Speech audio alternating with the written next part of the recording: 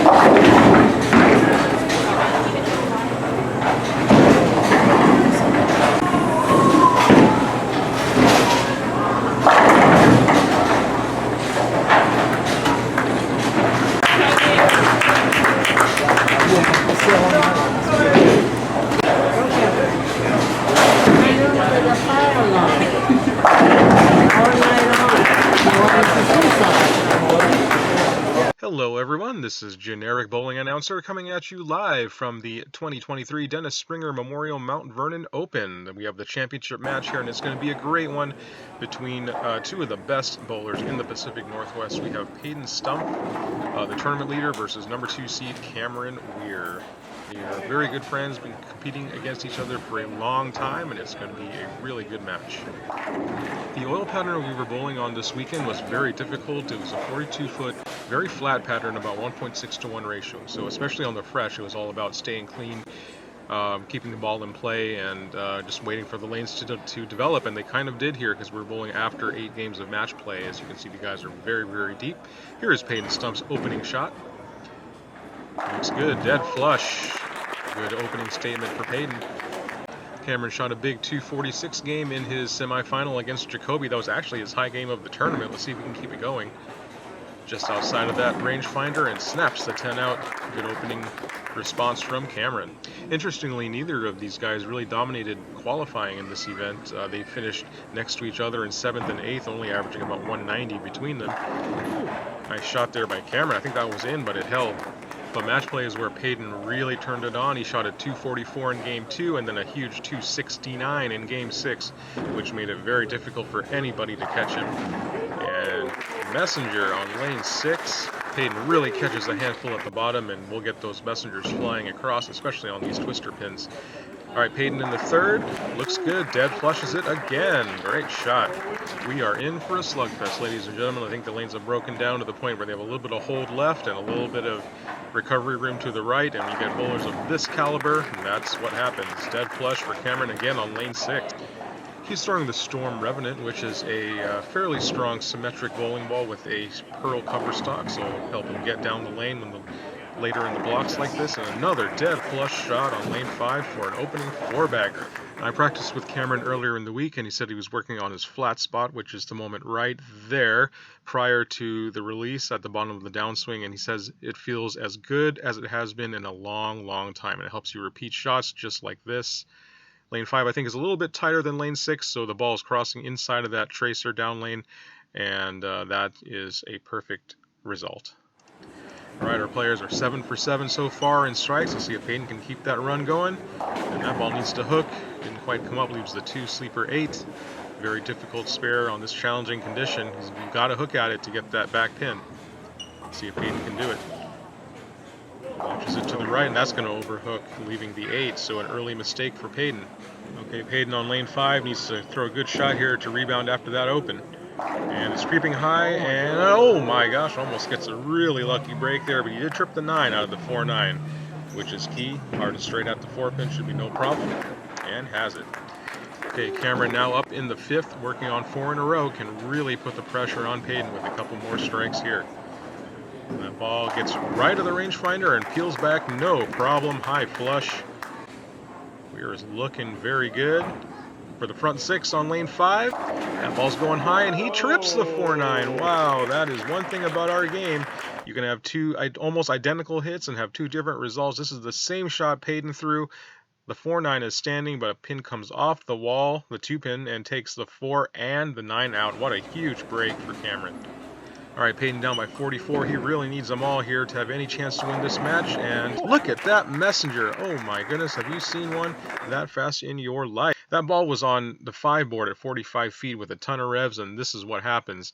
The head pin flies across like it was shot out of a cannon.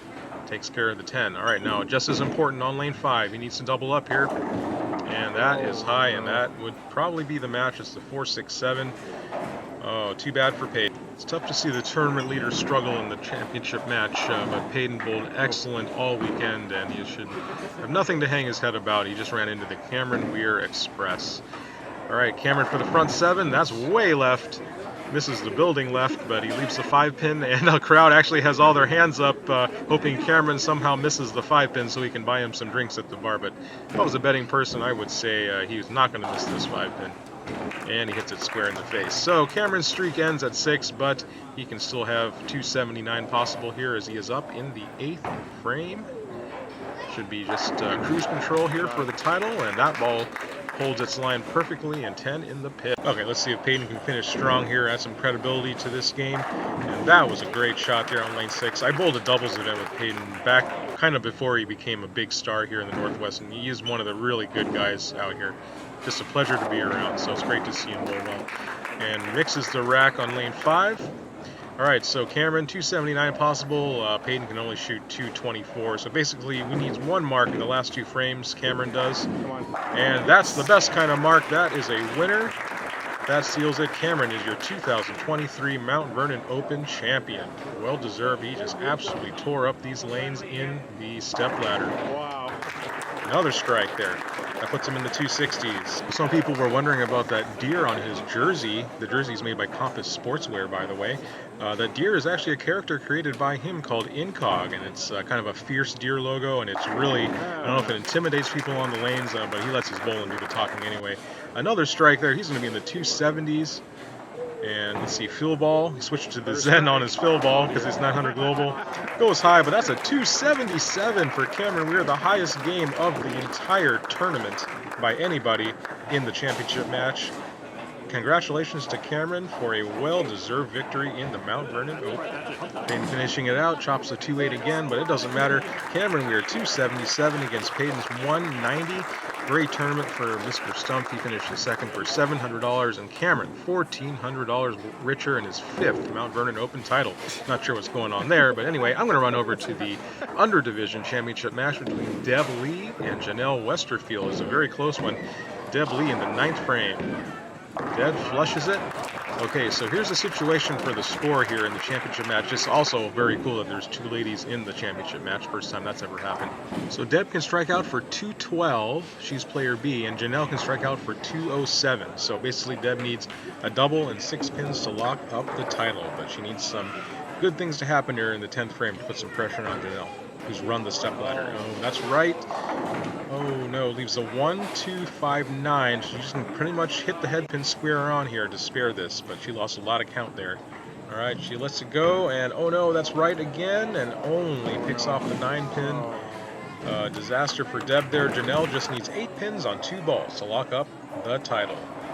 And that's a little bit left, but it should be 9, and it is. Gets the 9 pin to fall. It didn't need to.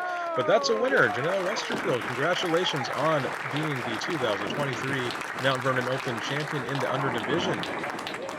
And climbing the stepladder all the way from the 5 spot. That is tough to do. Let's see if she can close it out in style here. She's got a beautiful game. Mixes them up, and that's a strike. Punching out for 207. Over Deb Lee's 172. So congrats again to Janelle and Cameron for being the Mount Vernon Open champions in 2023. This is Generic Bowling Announcer signing off. Hope you enjoyed the coverage, and we will see you next time.